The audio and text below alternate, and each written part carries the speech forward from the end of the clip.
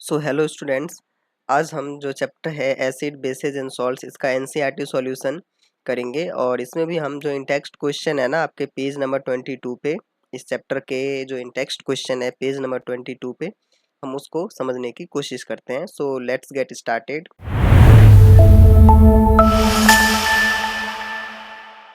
तो सबसे पहला क्वेश्चन है why should curd and sour substance not be kept in brass and copper vessels. ठीक है, कह रहे हैं कि हमें जैसे कि दही हो गया या कोई भी ऐसी खट्टी चीज़ें हैं उसको ब्रास या फिर कॉपर के बर्तन में क्यों नहीं रखना चाहिए।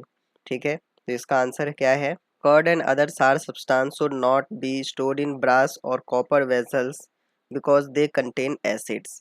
खट्टी चीज़ें जैसे कि दही वगैरह है इसको हमें कॉपर वेसल्स या फिर ब्रास के जो बर्तन है इन सब में इसलिए नहीं रखना चाहिए क्योंकि ये जो खट्टी चीज़ें हैं इसमें क्या होता है, एसिड होता है। ठीक है, these acids can react with the metal forming poisonous compounds that may lead to food poisoning and harm our health.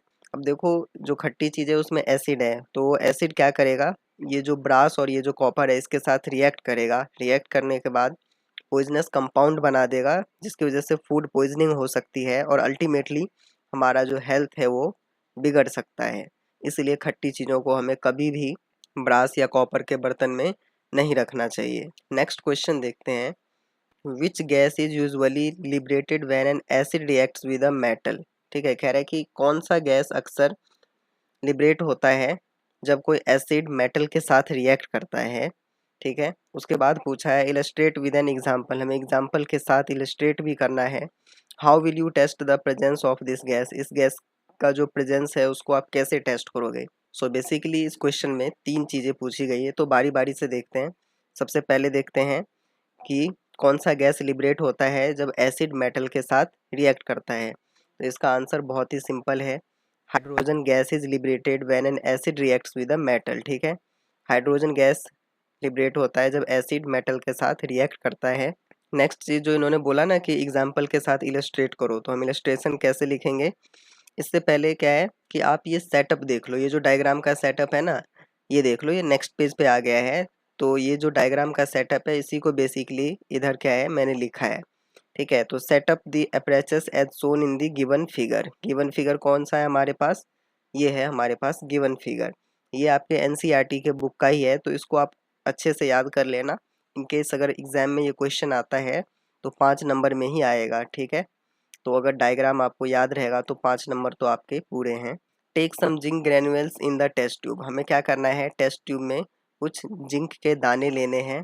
ठीक है, ये देख रहे हो, ये टेस्ट ट्यूब है, इसके अंदर थोड़े से जिंक के क्या है हमें दाने डालने हैं, ये लिखा भी है यहाँ पे जिंक ग्रेन्यूल्स ये है।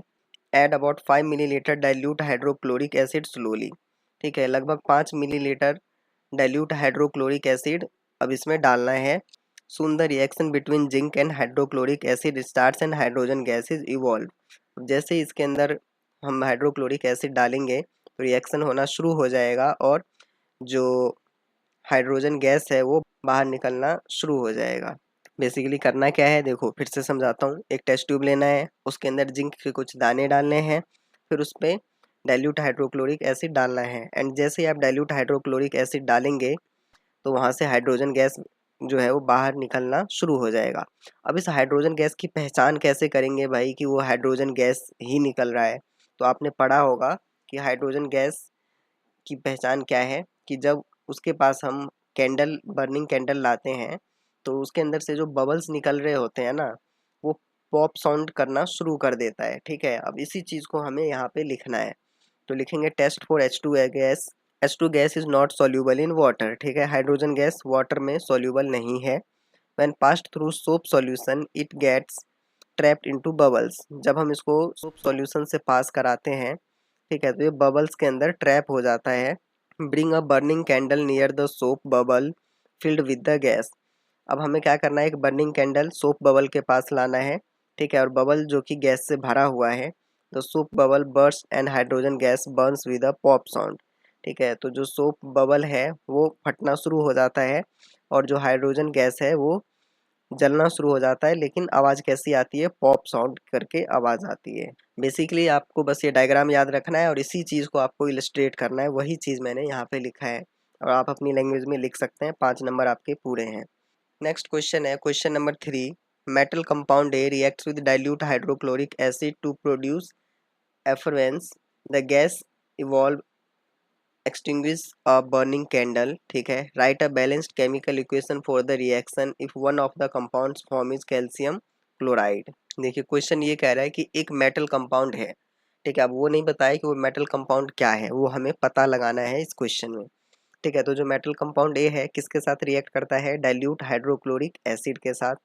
जब इसके साथ रिएक्ट करती है तो क्या क्या प्रोड्यूस होती है, एफरवेंस। एफरवेंस का मतलब होता है जैसे कि कुछ बुदबुदाना होता है ना, कि पानी के अंदर कुछ डाल दिया तो बुदबुदाने की आवाज़ आने लगती है, उस टाइप से।